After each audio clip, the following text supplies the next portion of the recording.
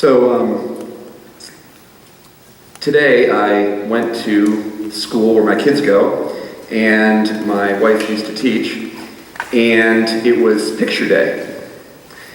And I got to have this normal morning experience where I go drop my kids off at school, but this time I got to witness all of these kindergartners lining up for pictures, which is this amazing experiment in visible human nervousness.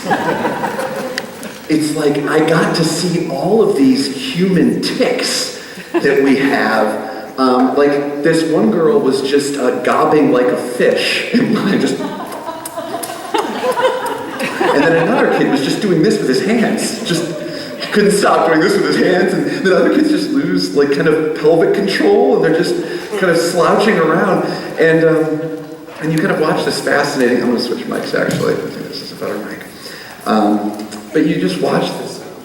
You watch this process, and it's just amazing to see people so exposed, just so nervous. But then you watch this really interesting thing that happens, which is they are so themselves in their nervousness that they are just unabashed about how they're exhibiting these very personal feelings that they have until the moment they get in front of the photographer, at which point they kind of morph into this occasionally creepy mask of focus and gnashed teeth and eyes that are not smiling at all. And I just had this epiphany, and I was like, oh my gosh, this is where it starts. This is like the forming of the shell, right? Like, they have this amazing, honest, beautiful exhibit. Dances that, I might do in my kitchen or living room, still. And they're doing it publicly until they get in front of that photographer, and then they kind of freeze and lock and do the thing that they're supposed to do. And it made me think, what is it that makes that locking up happen? And I think that as we go through our lives, a lot of times we feel very camouflaged by the ignorance or inattentiveness of other human beings, which is most of the time people probably aren't paying attention to you. It's just the reality. But this is a time where it's like the light is in your eye, the camera is on you, you're sitting there, they're staring at you, and oh my gosh, what am I supposed to be in this moment?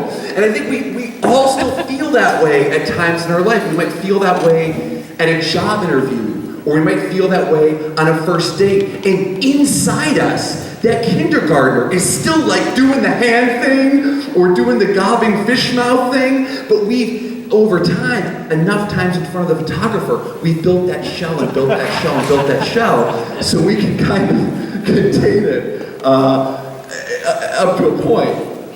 And we can kind of, we learn to contain it. But I think we still feel that nervousness when we feel like we're being seen and we feel like we're having that light put on us for the first time.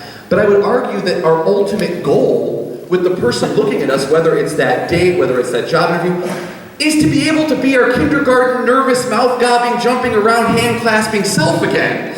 So seeing it was amazing for me to kind of see how those layers are built and to think, what you really want is to strip those layers back down to what you were like in kindergarten and how free you can feel.